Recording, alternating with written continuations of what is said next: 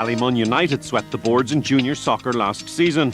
Captained by former St Pat star Christy McElligott, the Mun took 4 major honours, including the FAI Junior Cup. It's amazing. It felt like every person from the Ballymun community was there. Once the final whistle went and I knew we were winning, well, it all sunk in then, you know. What am I going to do? I have to go up now and lift this trophy. Like, what am I going to say? Everybody's going to be watching, you know. Once I got up there, I forgot about everything I did. I just picked it up, kissed it and lifted it up in the air, and that was it. And if you want it, with a little help from David Gray, the players came up with their own winning anthem. One day we went to the dressing room and we had the stereo over us, the Ghetto Blaster, and we started playing the song after we won games. And next of all, everybody started to sing the song and all. So we started to get this, you know, David Gray song going, Babylon, you know. Instead of saying Babylon, we said Ballymun, you know. And we just took off from there.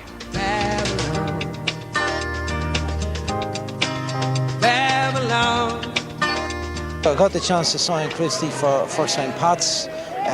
He came here around 1991, I think, and he had a few brilliant seasons here. He was a fantastic lad, great fella, playing lots of positions. Came through the B team with Paul Ozam, played at centre half, played right back, midfield, and got a goal on a few occasions. In fact, in our league winning side in 95-96, Christy made an awful lot of appearances that season, but a lot of his appearances he came off the bench. And one night, a famous night here, St Pat's, we beat at Lone 3-2, and Christy played in goal for most of that match. Under pressure to keep his day job as a lorry driver, Christy moved to Ballymun United and soon made the Irish international junior side. It means a hell of a lot, like, to represent your country and to play at that top level, like, you know. It takes a hell of a lot of work, but I mean, like, you know, if you're determined enough and you want it enough, well then there's nothing to stop you. Tragically, Christy's golden year took a very cruel and unexpected turn. 6 weeks after winning the FAI Junior Cup, I was travelling to Wexford with a load via Carlow. Remember, a truck coming around the corner, jackknifed straight into the front of my truck. Next thing I realised is I looked down, my leg is gone. First thing I would think of was that I had a match that night, and then I realised then the lorry was on fire and I had to get out. So the windscreen had dropped out already, so I jumped out the lorry and crawled the rest of the way up past the 2 trucks that were on fire. There was a bystander there who was behind the truck and he phoned the ambulance. Everything changes, the whole perspective of life changes. You know, your job situation obviously changes, you know. Any sort of career you had will change. You know, the harsh reality is that I'm not going to kick a ball again.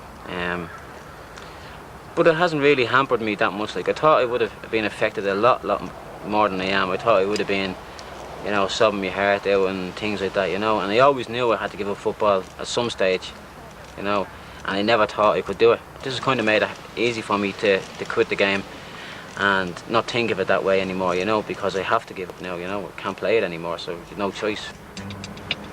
Christy set himself new targets and a new goal, all made more reachable by family support and an intensive programme at Kappa Hospital.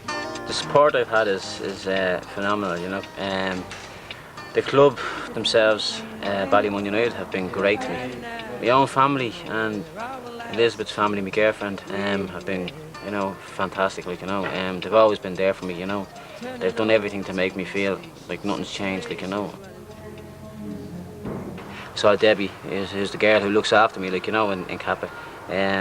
Come in with a couple of artificial legs, you know, and show me what they were like. And, you know, your first impression is, you know, oh my God, a fright, like, you know. But then when you see what you're actually capable of doing, you know, and what the leg is capable of doing. I've seen this big poster on the front as you walk in, and it's of a chap doing probably 1,500 metres, and he has a prosthetic leg on, you know, and he's running, like, you know, and he's doing it just as quick as any normal person with 2 legs would do it. It has to be inspiring, like. I know the strength of character, the person we're talking about, that he will get over this setback, let's say, and that he will continue to be the busy, vibrant, bright person that I know.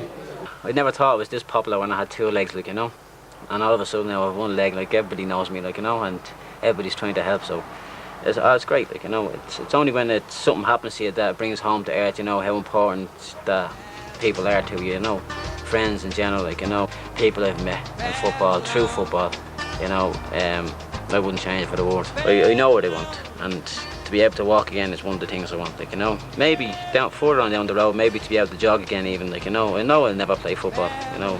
It doesn't take a brain surgeon to know that, like, you know. But just to walk again will be enough for me, you know. It'll be a start in any.